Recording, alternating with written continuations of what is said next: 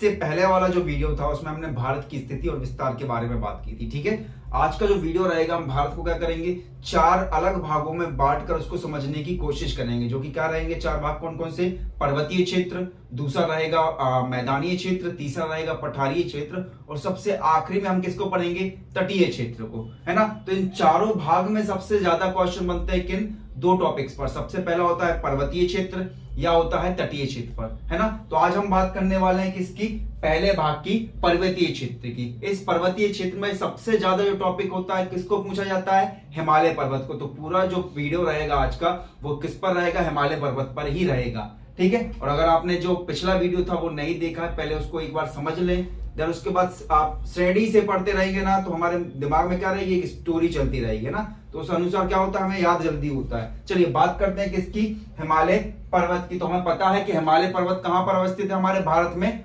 उत्तरीय क्षेत्र को क्या बोलते हैं, उत्तरी सीमा पर जो एक विशाल पर्वत श्रृंखला है वो क्या है, हिमालय पर्वत श्रृंखला। बात करते हैं इसके निर्माण की, तो इसका निर्माण कैसे हुआ और कब हुआ, तो हम चलते हैं लगभग कितना, 11 करोड़ साल पहले।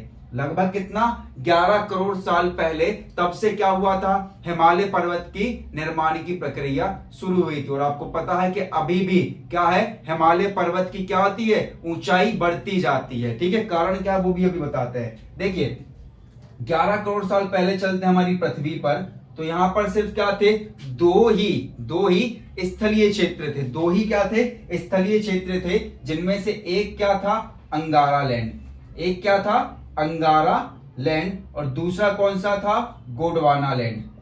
दूसरा कौन सा था, गोंडवाना लैंड। अभी जो देखे है ना, क्या चीन, अमेरिका, अफ्रीका, ऑस्ट्रेलिया ना, पहले ये नहीं थे, पहले सिर्फ क्या थे, दो ही क्षेत्र थे, जिनमें से एक था अंगारा लैंड और एक था गोंडवाना लैंड। और बाकी के जो भी क्या था एरिया था, वो सारे एरिया में क्या था, समुद्री क्षेत्र था, है ना। तो अंगारा लैंड और गोंडवाना लैंड के बीच में क्या था, तैथिस सागर। क्या था, तैथिस सागर था। अब देखिए बात करते हैं हिमालय पर्वत का निर्माण कैसे हुआ। चलिए ठीक है, देखिए हमारी जो पृथ्वी है वो बहुत सारी टेक्टोनिक प्लेटों से बनी है। क्या बनी है, टेक्टोनिक प्लेटों से, मतलब परतों से। तो परतें क्या होती है, आपस में सरकती है ना। इस जो पूरा टॉपिक है इसको हम अगली वीडियो में कवर करेंगे, जो भी हम नेक्स्ट वीडियो बनाएंगे उसमें कवर करेंगे कि टेक्टोनिक प्लेट होती क्या और वे सरकती कैसे। ठीक है, तो क्या होती है, हमारा जो पूरा पृथ्वी मंडल है वो क्या है, टेक्टोनिक परतों से क्या है, बना हुआ है। तो परतें क्या होती है, सरकती है। तो ये जो गोंडवाना लैंड था, सरकते सरकते किससे टकराया,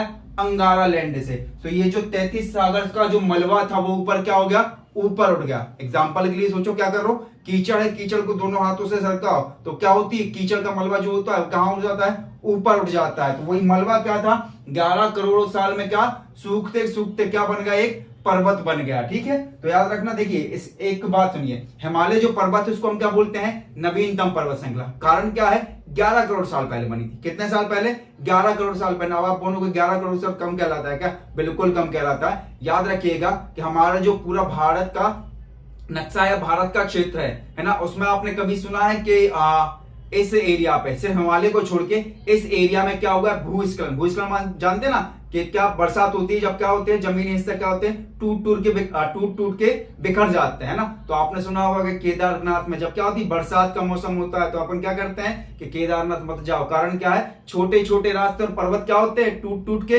गिरते हैं। कारण यही है कि वो जो मिट्टी है, जो तैथिस सागर की मिट्टी है, अभी तक पूर्ण रूप से जमी हुई नहीं है, पत्थर नहीं बनी है, ठोस नहीं हुई है ना। तो अभी भी क्या, अगर 2-4 दिन लगातार वहां पर बरसात की जाए तो क्या होती है, वो जो मिट्टी वो क्या हो जाती है, पिघलने लगती है और टूटने लगती है। इसी कारण से क्या होती है, सर्वाधिक जो भूस्खलन की क्या होती है, भूस्खलन होता है वो किस एरिया में होता है, हिमालय क्षेत्र में होता है। कारण आपको पता चला, इसलिए इसको क्या बोलते हैं, नवीनतम पर्वत श्रृंखला। चलिए बात करते हैं इसके क्वेश्चंस को लेकर कि सबसे पहले एक क्वेश्चन क्या बनाते हैं, किस प्रकार से पूछते हैं। तो सबसे पहले अगर हिमालय पर्वत से क्वेश्चन पूछा जाए तो याद रखना कि हिमालय क्या नहीं है, पर्वत नहीं है, वो पर्वतों का समूह है, मतलब पर्वत श्रृंखला है। तो विश्व की सबसे बड़ी पर्वत श्रृंखला या सबसे लंबी पर्वत श्रृंखला तो कौन सी है, हिमालय पर्वत। तो सबसे पहला बेसिक क्वेश्चन क्या बनाएंगे, हिमालय पर्वत का है, एक श्रृंखला है। दूसरा क्वेश्चन क्या बनता है, हिमालय पर्वत भारत की किस दिशा में अवस्थित है। तो हम याद रखेंगे संपूर्ण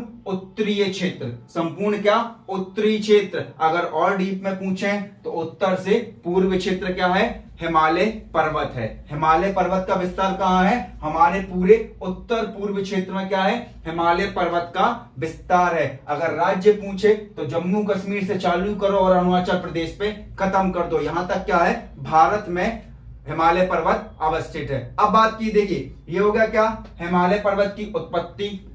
अब हमें पढ़ना है हिमालय पर्वत के बारे में, तो हम इसको 4 भागों में बांट के पढ़ेंगे। ठीक है, कितने भागों में पढ़ेंगे, 4 भागों में बांट कर पढ़ेंगे। देखिए नोट्स बनाते रहना, ठीक है, जो भी बात बोलते जाते हो, है ना। अगर बोला कि क्वेश्चन ये बनेगा तो उसको नोट डाल के लिख लेना कि वो क्वेश्चन बनता ही है। ठीक है, बात करते हैं हिमालय पर्वत को पढ़ने की, तो याद रखना हिमालय पर्वतों को श्रेणियों के आधार पर 4 भागों में बांटा जाता है। 4 भाग कौन कौन से, सबसे पहला है ट्रांस हिमालय, दूसरा है कौन सा, बृहद हिमालय, तीसरा है मध्य हिमालय और चौथा है शिवालिक हिमालय। अब ये जो श्रेणियां क्यों बांटी गई है, जब हम आगे पढ़ते जाएंगे तो आपको ये भी पता चल जाएगा कि क्यों बांटा गया इनको 4 श्रेणी में। चलो सबसे पहली बात करते हैं ट्रांस हिमालय की।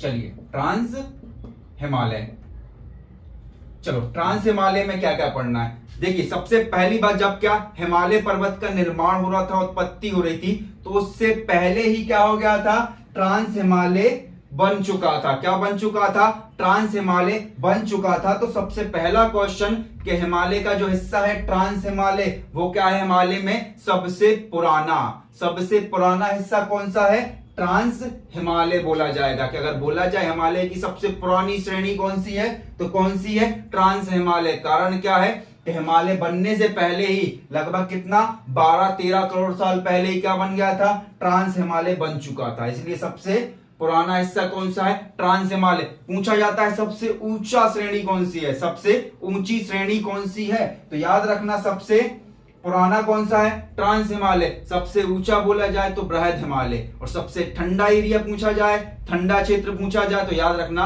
कि जहां ज्यादा ऊंचाई होगी वहां ठंड भी ज्यादा होगी। तो जहां सबसे ऊंची श्रेणी है कौन सी, बृहद, तो ठंड भी कहां पर होगी, बृहद हिमालय में। तो याद रखना ट्रांस हिमालय क्या है, सबसे पुरानी श्रृंखला। अब देखो पहली बात तो ये हो गई, ट्रांस हिमालय को भी क्या करते हैं हम, 4 भागों में बांटते हैं। ट्रांस हिमालय को क्या करते हैं, 4 भागों में बांटते हैं, जिसमें से पहला कौन सा है, काराकोरम। पहला कौन सा है, काराकोरम। दूसरी कौन सी है, लद्दाख। दूसरी कौन सी है, लद्दाख। तीसरी है जास्कर श्रेणी, कौन सी, जास्कर। और चौथी है पीर पंजाल, पीर पंजाल, है ना। तो पूछा जाता है काराकोरम श्रेणी किसके अंतर्गत आती है, ट्रांस हिमालय के अंदर। लद्दाख, जास्कर, पीर पंजाल, ये सारी चारों की चारों श्रेणियां किसके अंतर्गत आती हैं, ट्रांस हिमालय के अंतर्गत। अब एक चीज याद रखना, काराकोरम को बहुत अच्छे से पढ़ना। किसको, काराकोरम को बहुत अच्छे से पढ़ना, क्योंकि जो ट्रांस हिमालय की जो चोटियां हैं, सर्वाधिक चोटियां किसमें है, काराकोरम में है। जिसमें आपने सुना होगा K2 सुना होगा, अभी फिलहाल में आपने क्या सुना होगा, K2। जो बहुत ज्यादा अच्छे से पढ़ रहे होंगे ना, उसने K2 के अलावा भी और पढ़ी होंगी, है ना। तो अभी हमने सिर्फ जो क्या कर रहे हैं, 10वीं 12वीं के अभी जो नए नए छात्र बैठे हुए हैं ना पढ़ने को, उन्होंने सिर्फ अभी K2 पढ़ा होगा, जिसको हम क्या बोलते हैं, गॉडविन ऑस्टिन पढ़ा है ना, गॉडविन ऑस्टिन। याद रखना काराकोरम में K करके कितनी है, टोटल 75 श्रेणियां हैं। टोटल कितनी श्रेणियां हैं, 75। मतलब K1, K2, K3, K4 ऐसे करके टोटल कितनी श्रेणियां हैं, 75 श्रेणियां हैं। हमें इन 75 श्रेणियों को याद नहीं करना है, हमें किसको करना है, सबसे पहली K2। जब हम पढ़ाई करना स्टार्ट ही करते हैं ना, तो सबसे पहले हम किसको याद कर लेते हैं, K2 को याद कर लेते हैं, है ना। तो ये तो हमें पहले से याद होगा। तो अब सिर्फ बचा क्या, K4। हमें सिर्फ किसको करना है याद, K4 को। तो ट्रांस हिमालय की सबसे ऊंची 2 चोटियां कौन कौन सी है, K2 और K4। K2 को किस नाम से जानते हैं हम, गॉडविन ऑस्टिन से। बात होती है K4 को, तो K4 को बोलते हैं हम गैसर ब्रूम। क्या बोलते हैं, गैसर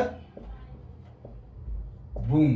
क्या बोलते हैं भैया, इसका नाम क्या है, गैसर ब्रूम। बिल्कुल लिख लीजिएगा, इसका नाम क्या है, गैसर ब्रूम। अब एक चीज याद रखिए, चलो ये तो हो गई काराकोरम श्रेणी, किसमें है, ट्रांस हिमालय में। ट्रांस हिमालय की 2 सबसे ऊंची चोटियां कौन सी है, K2 और K4। टोटल कितनी चोटियां हैं, K 75 चोटियां हैं। अब एक चीज याद रखिएगा, अगर कोई पर्वत है, कोई पर्वत है, शुरुआत में वो क्या लेता है, ऊंचाई लेता है। तो भाई क्या लेगा फिर, वो ढलान भी तो लेगा। मतलब कि जब हम क्या करेंगे, पर्वत चढ़ते हैं तो क्या होते हैं, हम ऊंचाई को जाते हैं, और पर्वत को जब उतारना होता है तो क्या होता है, पर्वत की ऊंचाई कम होती जाती है। तो याद रखना, जब ये क्या है, काराकोरम श्रेणी, यहां से क्या होती है, अपनी ऊंचाई कम लेती है।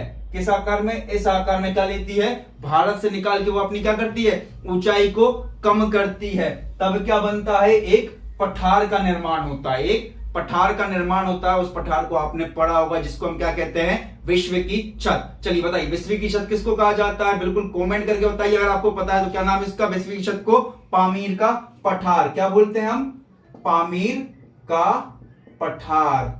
चलिए तो याद रखिएगा कि काराकोरम के द्वारा ही क्या होता है, पामीर के पठार का निर्माण होता है। अब अगर हम बेसिक थोड़े एक छोटे मोटे एग्जाम की क्या कर रहे हो, तैयारी कर रहे हैं, तो नॉर्मल पूछ लेंगे काराकोरम से ही किसका होता है, पामीर के पठार का निर्माण। अगर आप कोई बड़े एग्जाम की तैयारी कर रहे हैं तो बिल्कुल इतने पे सीमित नहीं होना है। याद रखना, पामीर का जो पठार है वो 4 पर्वत श्रेणियों से मिलकर बनता है। सबसे पहली कौन सी श्रेणी है, काराकोरम श्रेणी। सबसे पहली कौन सी श्रेणी है, काराकोरम श्रेणी। चीन और मंगोलिया से एक आती है, कौन सी, चीन, और एक आती है कहां से, चीन और मंगोलिया से। एक आती है रसिया साइड से और एक आती है कहां से, अरब साइड से। चलो अरब साइड से जो आती है उसको बोलते हैं हम क्या, हिंद कुश। उसको क्या बोलते हैं हम, हिंद कुश।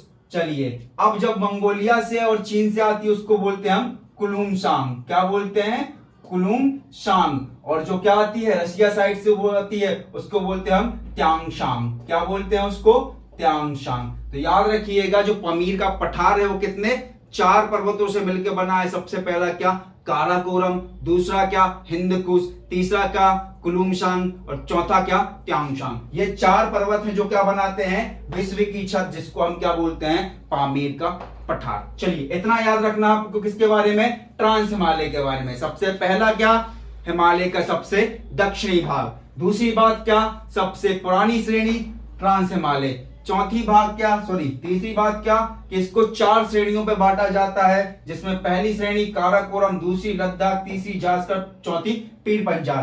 काराकोरम में क्या है, के 75 चोटियां हैं। कौन कितनी है, के 75 है, जिसमें से एक हमें याद थी, एक हमने याद कर ली। एक हमें याद थी कौन सी, K2, एक हमने याद कर ली K4, जिसको क्या बोलते हैं हम, गेसरप्रूम। अब K2 से क्या क्वेश्चन बनता है, हमने याद किया तो हमें पता है कि K2 को क्या बोलते हैं हम, गॉडविन ऑस्टिन, जो कि क्या है, भारत की सबसे ऊंची चोटी है। देखिए हम कंफ्यूज हो जाते हैं, एक क्वेश्चन आता है भारत की सबसे ऊंची चोटी और भारत में सबसे ऊंची चोटी। तो याद रखना कि हमारा ये जो हिस्सा है, ये जो हिस्सा है वो कौन सा है, POK, पाक अधिकृत कश्मीर, जिस पर कौन भी कब्जा करके बैठे हैं, पाकिस्तान वाले। चलिए कुछ दिन में अपने पास आ जाएगा तो फिर K2 भारत में सबसे ऊंची चोटी हो जाएगी। लेकिन अभी फिलहाल के लिए क्या लगाएंगे, अगर आ जाए बात क्या है कि भारत में सबसे ऊंची चोटी, तो एक कहां पर है, सिक्किम में है, जिसको हम बोलते हैं कंचनजंगा। देखिए सिक्किम में कौन सी है, कंचनजंगा, जो कि वर्तमान में भारत की क्या है, सबसे ऊंची चोटी। अगर पूछी जाए भारत की सबसे ऊंची चोटी तो हम लगाएंगे कौन सी, K2 लगाएंगे। भारत में सबसे ऊंची चोटी तो वो लगाएंगे हम कंचनजंगा। इन दोनों में बस इतना अंतर है, में और का। ठीक है, का तो गॉडविन ऑस्टिन, में तो कंचनजंगा। ठीक है,